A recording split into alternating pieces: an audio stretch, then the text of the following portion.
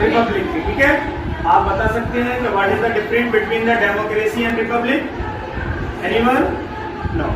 देखिए मैं एक एग्जांपल सेट करता हूं आपके लिए कि डेमोक्रेसी और रिपब्लिक में क्या डिफरेंस होता है। डेमोक्रेसी एक ऐसी चीज होती है जहां पर हम किसी को, हर एक इंसान को एक राइट मिलता है। क्या मिलता है? एक राइट मिलता है सरकार फॉर्म करने का, गवर्नमेंट फॉर्म करने का।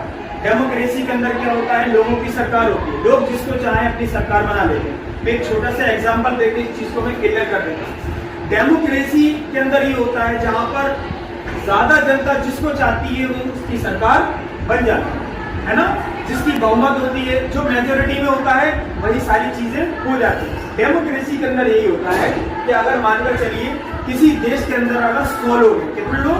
100 लोग। अगर 51 लोग किसी एक इंसान को वोट कर देते हैं और बाकी जो 49 जो वोट्स बचे हुए हैं वो सारे लोगों को मिल जाए, एक मतलब वो ज्यादा हो रहे हैं, मेजोरिटी है उसके पास, तो बेटा उसकी सरकार बन जाती है और उसी का ही सिक्का चलता है। जो ज्यादा लोग होते हैं उन्हीं का सिक्का चलता है। आप सिंपल वे में समझिए कि डेमोक्रेसी का मतलब भी बेटा सेम यही होता है, जो ज्यादा होते हैं उन्हीं का सबको सिक्का चलता है।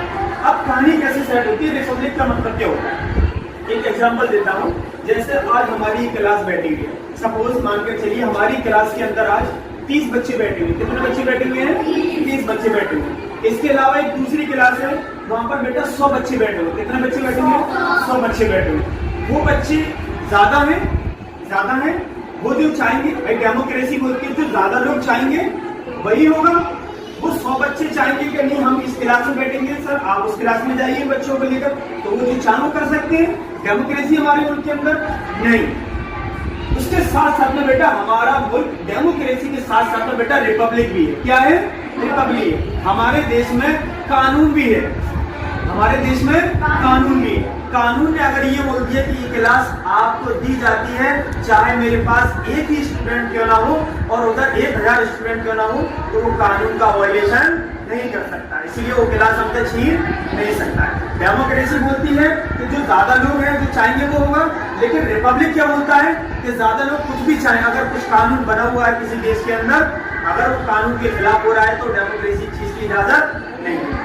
आप समझे डेमोक्रेसी रिपब्लिक में क्या डिफरेंस है? समझ गए?